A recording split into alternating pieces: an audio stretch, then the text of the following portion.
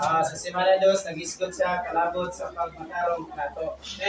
Resulta sa pagmatarong niya kanina to, doon na siya udong ka dagkong butang. Una, mauli ay ang gugma, grasya, kalinaw, paglaom, kinabuhi o himaya. So, ang pagmatarong, dili ni siya outward change.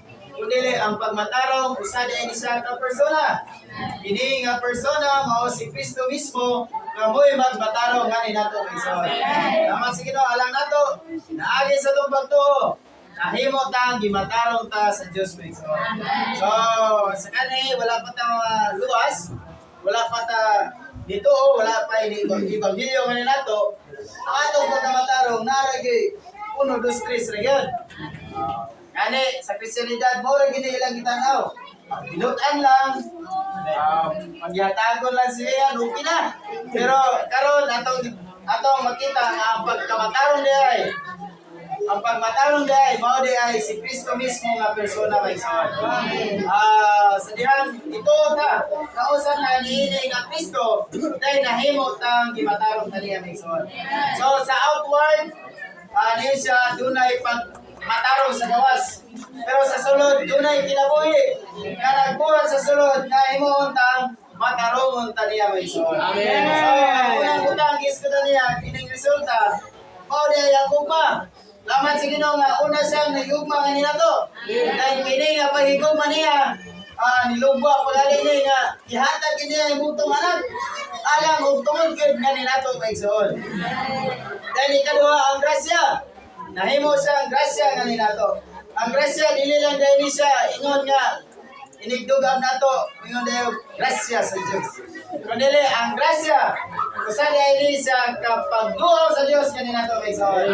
Ang grasya mao dahil ang mga kasinatian nato na uduaw ang Dios kanina to. Ano kunong magantos ta kanong mudangat nato ang kasakitan, sufferings. Kanong mudangat na nga nato aron ay sa tuyo nga mas sinati nato ang grasya nga mo ang Dios may son. Amen. Kay kung dili pa grasya ang Dios, kung naalang ta sa kahayahay, usahay malimta nato ang Dios may son. Ngani og masayod na ta sa mga bagay mo ingilita nga lahi ra ba ang nasayod ka sa paagi niya dili sibo sa persona. Muna nagkinahanglan di ay ang persona ay ang paagi may son. Kaya ang persona mao'y paagi. Si Kristo mao'y paagi. Muna sa ato kasinatian, doon ay mga pagsulay mo abot nato. Muna ni ang grasya may son. Iduaw ang grasya nga ni nato.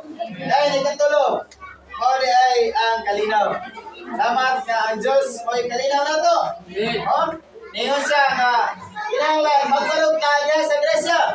Pero dili lang kayo magbarog lang sa grasya. Kundi maglakaw sa biya sa kalinaw.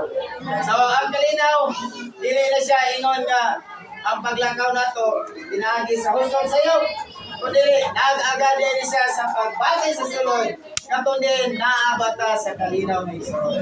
Nang daghang panahon, niyon ni Ison, kung makasinati ko na ta nga wala tayo kalinaw, naay muhason sa sulod. Wala ta sa Espiritu ni Ison. Dili buot ang Diyos nga pabuhaton ta na. Pero kung dunay kalinaw, munay Diyos nga nagbuhat sa sulod nga mahimong ikinabuhi nato ni Ison. Dayon, itaupat mo ang paglaom. Salamat sa Ginoo nga ang paglaom mao si Kristo may son.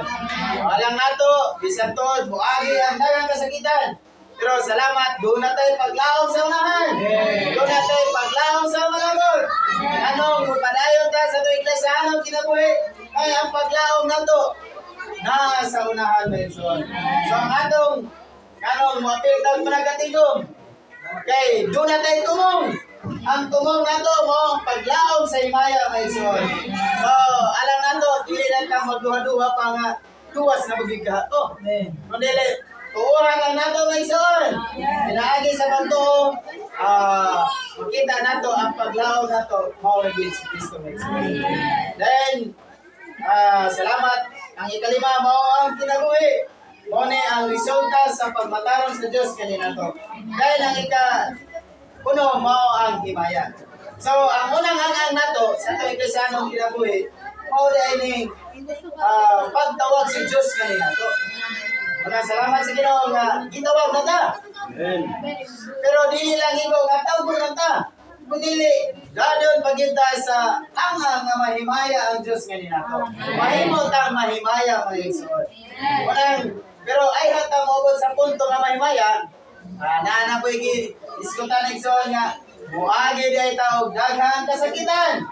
Wala kini nga daghang kasakitan makaingon ta nga usahay daghang na bang panahon nga kaingon ta nga napistuhanon ko samot daghan naman lang kay problema. Muna salamat sa Ginoo ato makita kanong dunay mga pagsulay. Kay dunay paglaom nga naa sa unahan. Dunay grasya nga nangatiman ganina to.